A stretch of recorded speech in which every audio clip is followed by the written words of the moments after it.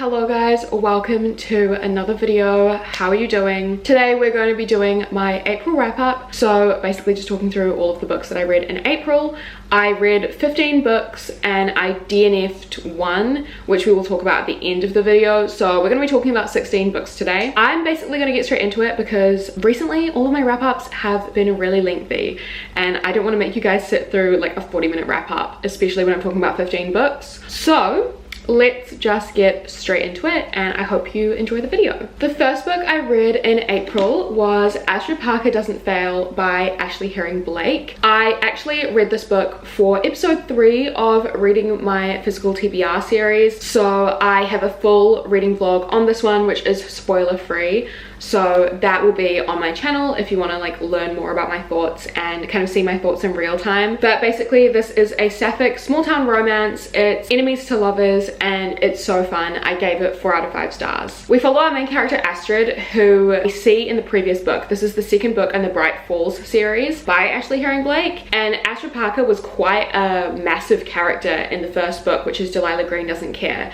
So I was really excited to read about her again and learn more about her because I did find her to be really interesting when I read Delilah Green. Basically, Astrid Parker, her life is kind of falling apart and then she gets an opportunity to go on this like reality TV show where they go around and like redo houses and hotels and inns and stuff like that. So now she's designing this really famous inn in the small town. She's designing the whole renovation and there is where she meets Jordan, who is kind of like the lead carpenter on the project, and there is so much tension between them. They have like a really awful kind of first encounter with each other. Jordan just catches Astrid at a really rough moment. Tension builds and they start to spend more time together and kind of realize that there might be some attraction there. It's really fun. I really liked the kind of reality TV setting. Obviously I really love a sapphic romance.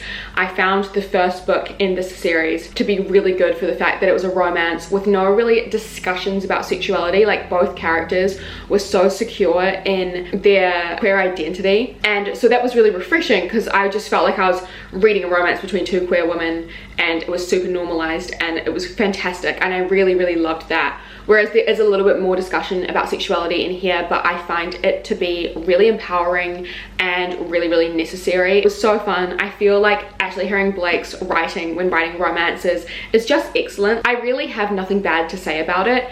It's just so professional. It's so slick. Like the pacing is always really good. The story structure, I know who these characters are in and out. Like I really understand them.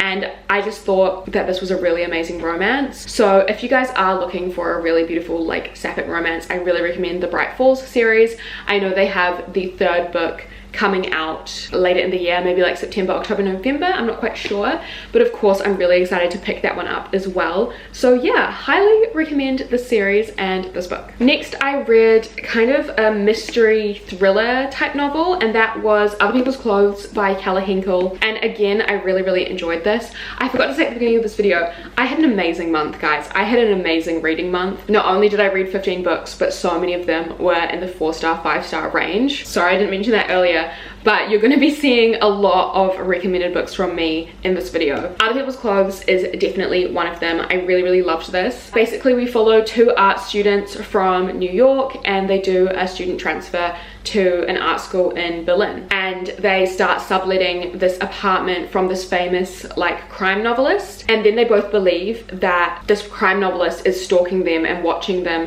to try and write a novel about them, and so they give her the best show possible. They throw all these crazy parties. It was really fun. I really enjoyed this. Our main characters are obviously, well, our main character Zoe, she's going through something really heavy. She has lost a friend recently, so being in her mind and following her kind of psychology was so interesting. I genuinely found her to be, yes, kind of an unreliable narrator, but also just such a fascinating person to be in the head of. I didn't really know what was like fact or fiction, do you know what I mean? There's also some really heavy stuff in here here without like just the grief. There's lots of drug use, there is eating disorders, there's a lot going on, but I genuinely thought it was such a well-written story. I think the first half was not as interesting as the second half. I feel like the pacing was really weird. It did take quite a while to ramp up, but once it ramped up, it just blew my mind a little bit. Like, I was just like, yeah, page turner, want to keep reading, want to know what happens. The last fucking sentence, oh my god, it was so chilling. I just feel like you guys should read this book. It's really, really fun. I haven't heard too many people talk about it, but I really enjoyed it, and hopefully some of you will pick it up and enjoy it as well. I read 3 books for my Patreon this month, the first of which was The Goal by Elle Kennedy. This is the 4th book in the Off-Campus series, and my patrons and I are doing a series read-along of both the Off-Campus and Briar U series. Obviously, we were actually on month 5 this month, but I was a bit slow with the series read-along, so I ended up reading this in like the first week of April. And this was a reread for me. The first time I read it, I gave it 2 stars, but I had the most like shocking time and ended up giving it 4 stars the second time round. So I'm really glad that I reread this. This was one that I was actually putting off, but I had such a good time and I was so pleasantly surprised. Basically, in the Off-Campus series, we follow 4 kind of hockey players in this college hockey team and their relationships with their respective like love interests. And this one we follow Tucker and Sabrina. Tucker is more of like on the quieter side of the group. He's kind of one of the more chill characters, and then Sabrina is like an absolute fucking go-getter girl boss. Absolutely loved her. She's also going through some really hard times, so watching her kind of like overcome all the obstacles in her life was fantastic. This is, and I don't think it's a spoiler to say, this is the accidental pregnancy trope, which I can understand is not everyone's favorite. People kind of hate that trope, and I usually am not the biggest fan, so I think maybe that's why I gave it such a low rating the first time I read it. But reading it this time, I really didn't even care about that, and I just loved the journey that the characters went on. I found them to be like just really mature and treated each other so well, and I just loved them both individually and also as a couple. So I really enjoyed the book the second time round. The Off-Campus books are just so fun to read, and I'm really excited to move on to the Briar U books with my patrons. Then I read a Kindle Unlimited thriller. I read The Locked Door by Frida McFadden. This novel was, I believe I gave it 3 stars. I really like Frida McFadden's writing style and her thrillers, but after reading both The Housemaid and The Housemaid's Secret, I was just slightly underwhelmed by this book, but it still wasn't a bad time at all. Obviously, I still enjoyed it enough to give it 3 stars. Basically, we follow our main character Nora, who is a doctor, but when she was younger, her father was a really infamous serial killer, and when she was a child, it kind of all came out and he was arrested and all that sort of stuff.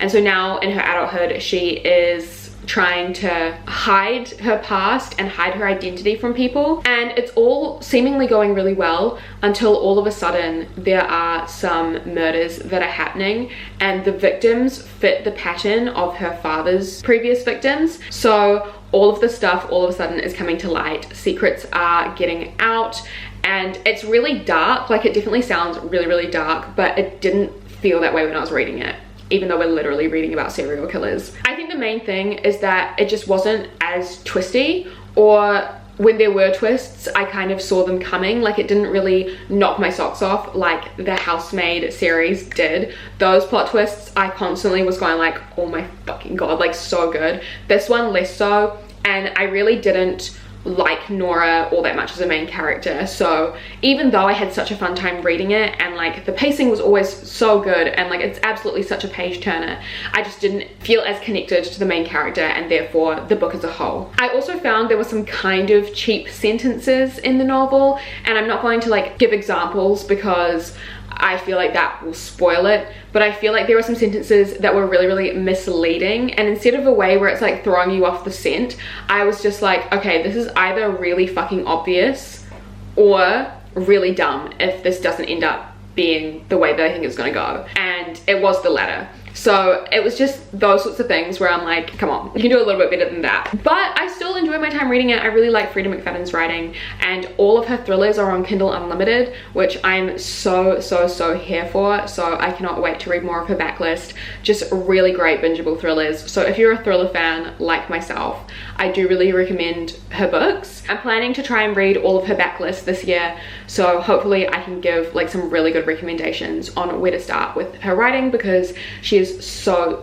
many titles out. Next, I read New Animal by Ella Baxter. I actually read the majority of this in a reading blog, so one of my weekly reading blogs, and I believe it's in the thumbnail. So if you do want to hear again more in-depth like real-time thoughts on this, that reading blog is up. But this is an Australian novel. I believe it's a debut, and I would say it's literary fiction. But basically we follow our main character, Amelia. She works in a funeral home as like kind of a makeup artist for corpses, and her whole family like runs this business. So she's very like in touch with death, and she feels like she's really come to terms with death. But then she loses her mother, and she kind of just goes off the rails with grief. She ends up going to go stay with her biological dad in Tasmania, and then when she's there, she kind of fills the void with casual sex, and then gets involved with like this BDSM kind of sex club, and she's kind of, I guess, getting through her grief by escaping into this world. I unfortunately found this book to just be a little bit mediocre, especially towards the end. I feel like we could have gone so much further with the discussions about grief and our character. Like, you know, I feel like we could have really gone further with empathizing with her, but I felt like she was really distanced from the reader. Like, we're in her head, it's first person, but we feel so disconnected from her the entire time. And I believe it is written that way. I don't think it's just how I felt, and I'm just not sure if it worked for this particular novel. And then when we get to the end, I feel like there were messages that were just like way too heavy-handed. The author was basically just saying like, remember guys, this is the message of the novel, and I was just kind of like, okay, I didn't need that. And so I felt that sort of writing to just be a little bit, I don't know, it just didn't feel that deep. It felt really shallow. There were, of course, some like pretty funny lines in here, like the Australian sense of humor. I love it. I personally love Australian sense of humor because it's very similar to Kiwis. And so there were some lines in here and some moments that I was like, yeah, that's funny. But a lot of it just made me feel like kind of uncomfortable, and not in a way that I think it was supposed to, especially like when it comes to a lot of the BDSM like sex stuff. I don't know if it painted it in the nicest light. Like, the lines of consent were like super blurry in this novel, and it's coming from our main character, and it just made me feel a bit icky. And some of the stuff that she was doing to these people, I just didn't really want to read about it. And maybe it's supposed to make you feel that way, but I just like didn't want to, and I felt like it wasn't written in a way that wasn't supposed to make you feel icky, because it was such a juxtaposition to like the message that the author was trying to drive home, like in the epilogue or in like one of the last few chapters. I don't know, I just wish it went a little bit deeper, and it just wasn't really my sort of book, which is unfortunate because I love books about damaged women. I genuinely really do, and I love books about grief as well for some reason, but this one just wasn't really a writing style that I really love. And yeah, I just didn't really love the narrator's voice all that much. So yeah, this one was an unfortunate 2 out of 5 stars. The first book that I rated 5 stars in April, and the next book I read was Earthlings by Sayaka Murata. I adored this. I loved this so much, and it is so fucked up, but I loved it. I think I hauled this in a book haul recently, and then I also put it in a TBR, and everyone was saying like, Jamie, good luck with that one. Like, it's fucked up, like good luck. I don't know how you're gonna find it. I loved it. I loved it so much, and I don't know, I read it in like one sitting. I couldn't put it down. I couldn't tear my eyes away from it. Basically, we follow our main character, Natsuki, and she feels really isolated from society based to just all this trauma that she's been through in her life. Massive trigger warnings for pedophilia and sexual assault, I'm just gonna say that. And also trigger warnings for like abusive family members. Yeah, she is just feeling so isolated from humanity. She believes that she is an alien, and her cousin, who she's in a relationship with, want to like go to this other planet because they're aliens. It's their home planet. And then we just follow Natsuki through her her life, and more fucked up stuff happens, but the way it was written was so kind of poetic and beautiful, but the things that are happening are like fucking disgusting. There's definitely some violence in here, some gore, some body horror, and for such a cute little cover with like the little like hamster thing on it,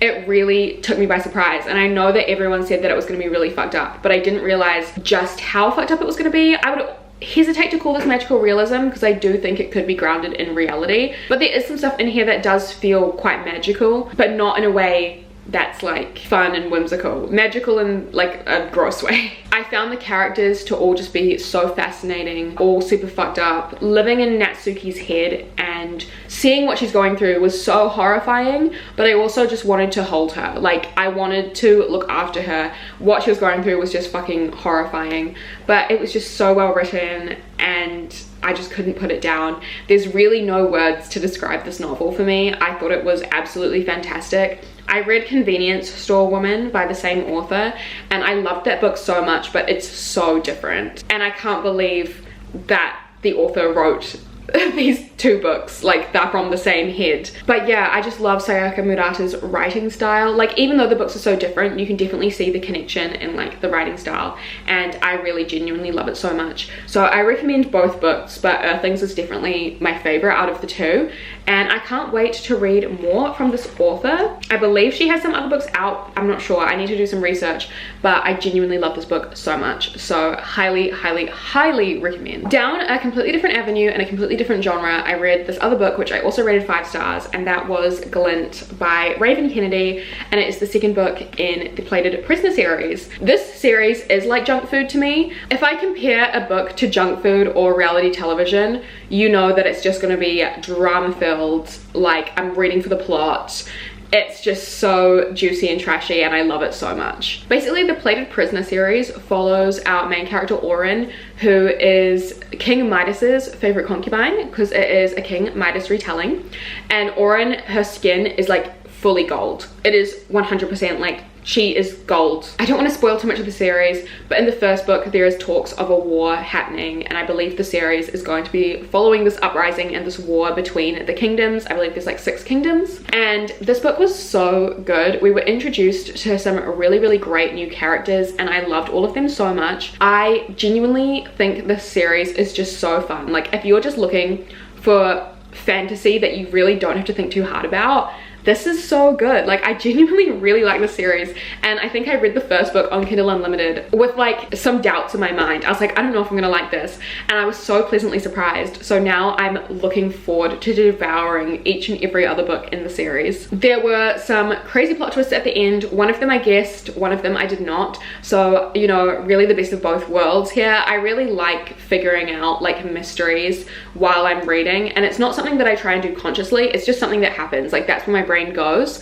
So it was really exciting that I kind of got to figure out a mystery and be satisfied about that, and then also experience a really massive plot twist. I just really love this series. I do think that this book and the first book could have been condensed into one, but I understand that Miss Kennedy needs to make sales, so I get it. I get it, and I'm not mad, because I love just staying in this world as much as possible. I cannot wait to read the third book. I'm going to be reading it this coming month, and I'm really excited to just continue the series. And I think the final book in the series is coming out towards the end of the year, so hopefully I can finish this all in 2023, and I'm really excited to do so. Then I read my next book for my Patreon reads in the month, and that was The Legacy by Elle Kennedy. So this was actually for the appropriate month for our series read along, and this is a bind up of 4 novellas following the 4 couples from the previous 4 books. So this is book 5 in the off-campus series, and it's definitely not something that you need to read. Like, it is basically just if you want to see where the characters are now, what they're doing, if you want to read these 4 novellas. But this was a reread for me again, and for the second time I gave it 3 stars. I didn't think my rating was going to change with this one all that much, so it was completely unsurprising that I gave it 3 stars again. I just don't think this could ever be a book that was like higher than 3 stars. I know that a lot of off-campus fans hate this book because they don't like how a certain couple's novella like ended up, but I really didn't mind it. I really liked that we got like moments of realism when it comes to relationships. Like, you know, sometimes the characters are having arguments, sometimes there is tension, but it's nice to see characters in a long-term relationship dealing with the realities of being in a long-term relationship. I know that like people read off campus and books like this for escapism, but I'm in a really nice relationship, so I don't really mind reading about the real stuff, because I also experience the real stuff in real life, and it's nice to know sometimes that my relationship isn't like a mess, because we'll sometimes have arguments about the dishes. Anyway, sorry for getting real there for a second.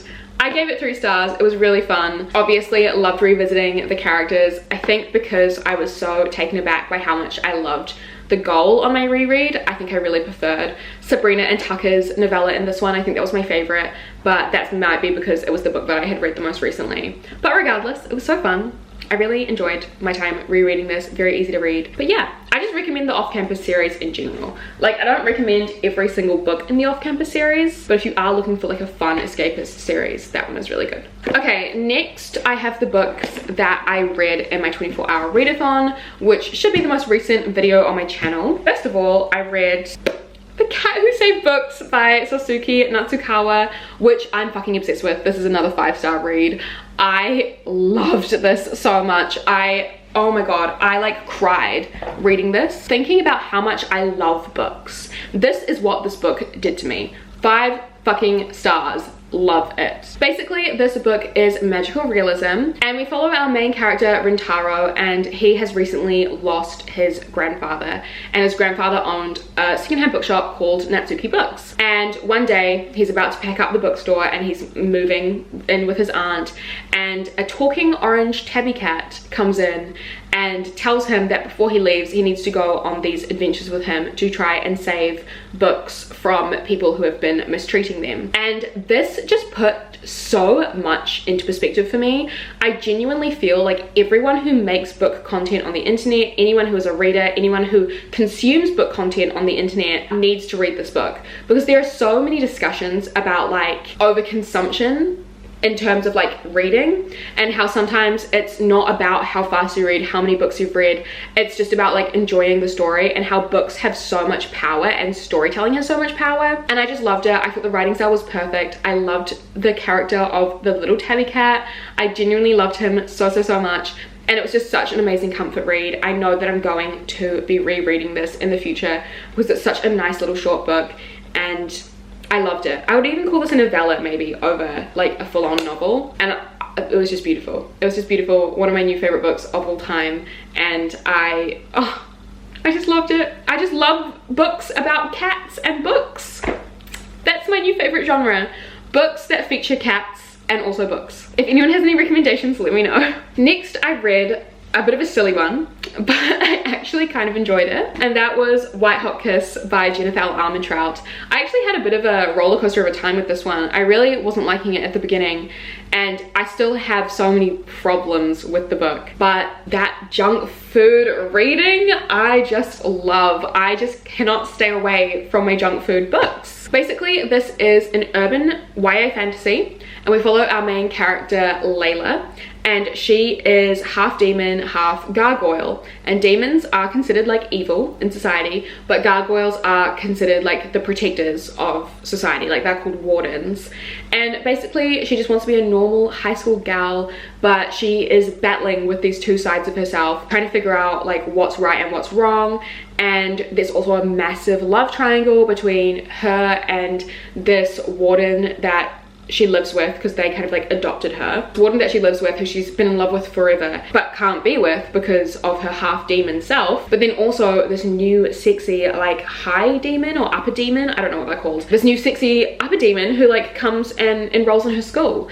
And massive love triangle there, and genuinely I love love triangles if they're done well and you don't know who the person's going to end up with. I mean, I feel like it's kind of obvious in this, but if they're done really well, I really like a love triangle. Maybe it's, you know, my days of being a Hunger Games stan are catching up to me, but I love a love triangle. It was just really fun. I do think there were some things in here that were incredibly dated. Some of the language and some of the way that our main character talks about other girls was a bit yucky, but I could kind of push that to the side to enjoy the ridiculousness that it was, and I had fun. I'm not gonna lie, I had fun, and maybe I did buy the other 2 books in the trilogy.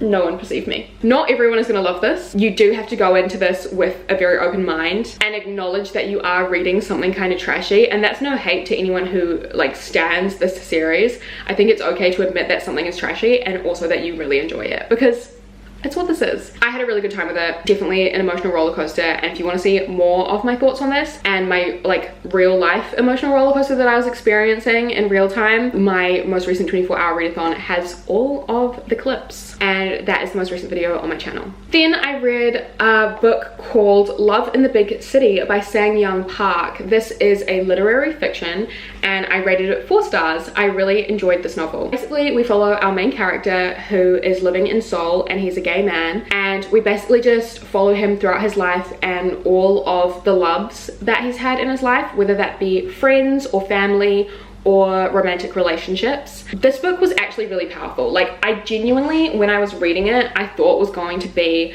like just a fun, silly, like him getting drunk all the time with his friends, like slice of life kind of book, but it ended up being like a really powerful statement about what it's like to be gay in South Korea. I believe that some of this book may be autobiographical. Our author actually has like an author's note in the back of this book, or in the acknowledgements, where he says that like there are definitely parts of himself in here, but he also couldn't be more different to the narrator in this novel, even if it is like kind of inspired slightly by real life. There was massive AIDS representation in here, and the way it was talked about was really, really impactful. I just thought this was a really incredibly well written debut novel, and I really enjoyed it, and I can't wait to see what this author does next. It was just so beautifully written and genuinely such a good read if anyone's looking to get into more translated fiction. I really loved this book, and I think unfortunately for me, there were parts that I loved so much, and then parts where my mind kind of drifted off, unfortunately,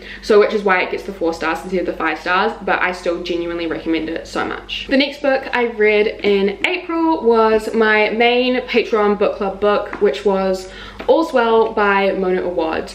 I ended up giving this 4 out of 5 stars, and this was such an interesting experience. Basically, we follow our main character Miranda, who deals with chronic pain quite severely, and she is a drama teacher at this university. She wants to put on All's Well That Ends Well for their annual Shakespeare play, but all of the students want to put on Macbeth instead, and there is kind of an uprising about it. A lot of complaints come up, and Miranda is already dealing with so much in her life, and then one day she meets 3 mysterious men at a bar, and all of a sudden these benefactors are letting her put on All's Well That Ends Well, and then a lot of other crazy stuff happens. This is described as a horror novel. I didn't find it to be all that scary, but some of the themes were definitely kind of disturbing and definitely unsettling is how I would describe it.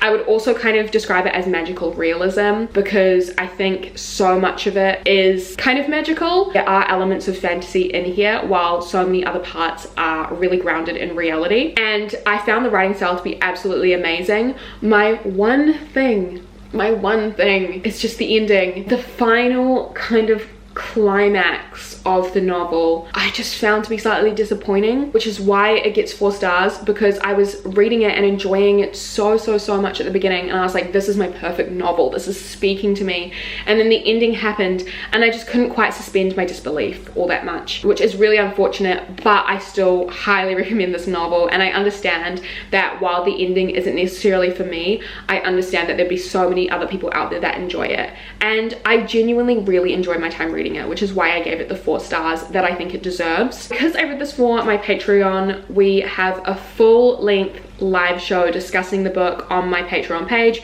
as well as a spoiler-filled reading vlog, which I do for all of my Patreon book club books. I will always be doing a spoiler-filled reading vlog. But yeah, I did really enjoy my time reading this, and I had the most amazing discussions with so many other people in my Patreon when we all finished this. I think the chronic pain representation was really well done, but I feel like there's going to be a lot of people that have mixed feelings about it. However, I know that Mona Awad is writing from a personal place, and it is on voices for the chronic pain representation, so I hesitate to say anything about it or critique it when I don't experience pain myself. However, if I was to say anything about it, none of it would be negative. I really thought that it was written so well.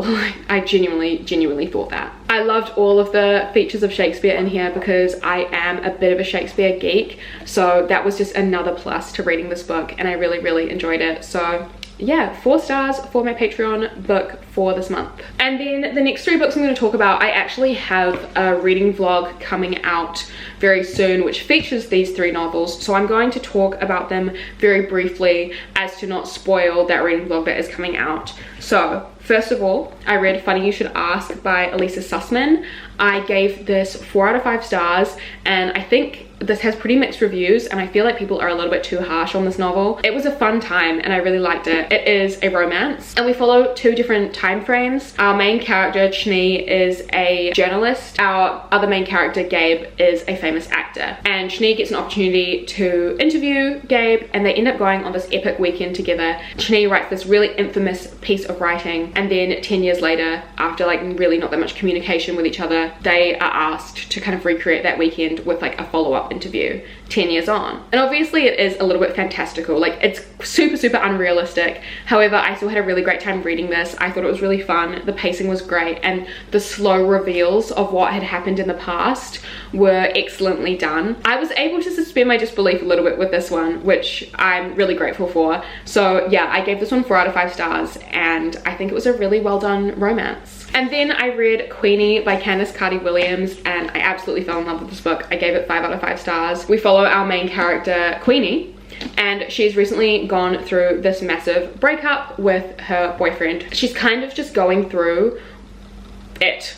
She's kind of just going through it. Like, that's kind of all there is to say about it. She's having a really hard time getting over this breakup, and we follow her on the aftermath of this, her sleeping around, how she treats herself, how she self-sabotages. And even though like a lot of the decisions Queenie is making are like wrong, I really rooted for her, and I really loved her as a main character. I was so empathetic for her, and I was just so on her side throughout everything. Like whenever she had conflict with another character, I'm just like, no, I'm team Queenie, sorry. Like I saw so much of myself in her, in probably like not the best way, like, but I also saw so much of like some of my other friends in her as well. And like I've been on the receiving end of some of the stuff that was happening to Queenie, like, and how she was acting with her friends. So I don't know, it was really interesting. It was a really interesting read, and it's not just about the breakup either. Like it's definitely got so much more content in here. There is some stuff about the Black Lives Matter movement. We talk about all of the microaggressions